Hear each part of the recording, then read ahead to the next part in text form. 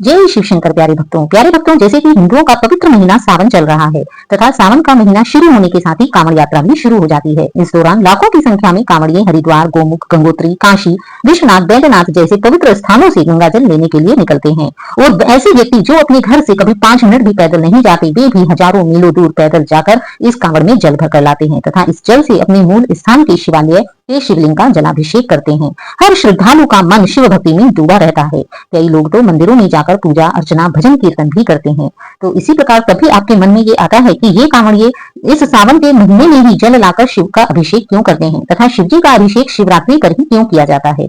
और इसी के साथ हम यह भी देखते हैं कि जब ये कांवड़िए जल लेकर आते हैं तब ये बोल बम बम भोले इस मंत्र का भी जोर जोर से जाप करते हैं। तो क्या आपको मालूम है कि ऐसा क्यों होता है, इस मंत्र का जाप कांवड़ यात्रा के दौरान क्यों किया जाता है? तो यदि आप नहीं जानते तो चलिए आज हम इस वीडियो में इन सब की ही बात करेंगे।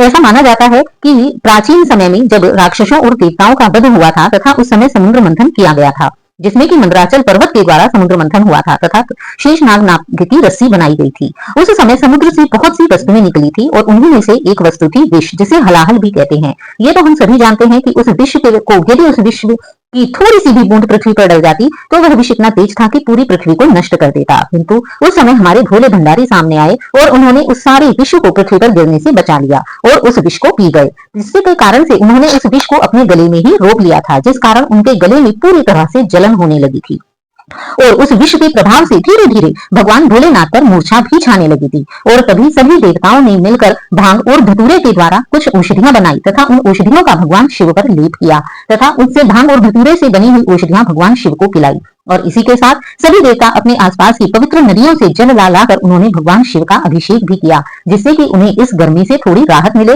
तथा उनको व्याकुलता न आए, उन्हें मूर्छा न आए। तो प्यारे भक्तों, वो पवित्र दिन था महाशिवरात्रि का दिन, जो कि सावन में आती है।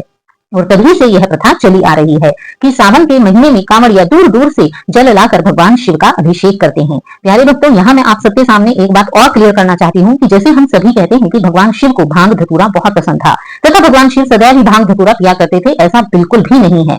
भगवान शिव ने कभी भी भांग धतूरा नहीं पिया, क्योंकि भगवान शिव तो स्वयं सबसे बड़े संत हैं तथा कोई भी संत कभी भी भांग का सेवन नहीं करता। भांग के द्वारा बनाई हुई औषधि उन्हें केवल उस समय दी गई थी जिस समय उन्होंने विषपान किया था, और वह भी केवल औषधि के रूप में, जिससे कि उस विष की मूर्छा उनके ऊपर हावी ना हो जाए। और किंतु हम लोग अनजाने में ही ऐसा कह देते हैं कि भगवान शिव सदैव भांग धतूरा पिया करते थे। तो आज भी भगवान शिव पर भांग धतूरा हम चढ़ाते हैं, लेकिन अपनी उसी प्राचीन भगवान शिव की महानता को याद करने के लिए। तो प्यारे भक्तों, यह है कि भगवान शिव को कांवड़ का जल क्यों चढ़ाया जाता है। अब बात करते हैं कि कांवड़ लाते समय श्रद्धालु बोल बम बम भोले मंत्र का जयकारा क्यों लगाते हैं। तो अब हम इसका भी अर्थ जान लेते हैं। ऐसी मान्यता है कि इस मंत्र का अर्थ ब्रह्मा, विष्णु, महेश और ओंकार होता है, अर्थात यह मंत्र अपने आप में ब्रह्मा, विष्णु, महेश और ओंकार का प्रतीक है। और इसीलिए माना जाता है कि जयकारा लगाने से जहां यात्रियों में जोश उत्पन्न हो जाता है, वहीं उनकी यह यात्रा पूर्ण रूप से भगवान भोलेनाथ की कृपा से सफल हो जाती है तथा इस यात्रा में कोई भी विघ्न नहीं आता है। तो प्यारे भक्तों, चलिए हम भी भगवान भोलेनाथ के लिए आज एक जोरदार जयकारा लगाते हैं, बोल बम बम भोले। तो प्यारे भक्तों, आपको यह जानकारी कैसी लगी? यदि आपको यह जानकारी अच्छी लगी हो तो प्लीज मुझे कमेंट बॉक्स में लिखकर जरूर बताइए। और हाँ, यदि आप पहले से इस बात को जानते थे तो भी आप मुझे कृपा करके जरूर बताइएगा। जय शिव शंकर।